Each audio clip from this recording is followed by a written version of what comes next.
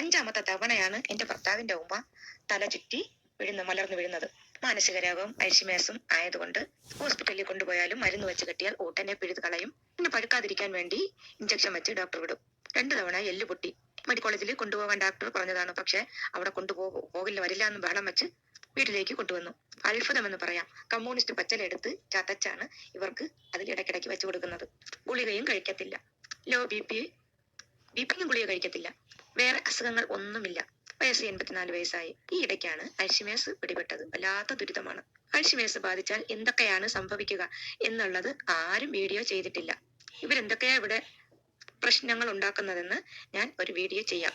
Alzheimer's ഉള്ളവർക്ക് അതൊരു പാഠമാവും. 21 വയസ്സിലെ വിധവയായ ഇവർ വളരെ മാനസികമായിട്ടും കഷ്ടപ്പെട്ടാണ് അവരുടെ ജീവിതചര്യ. അതുകൊണ്ടാണ് അവരുടെ സമനില തെറ്റിയതും മാനസിക രോഗവും അൽഷിമേഴ്സും വന്നത്. അള്ളാഹു എല്ലാരെയും കാത്ത്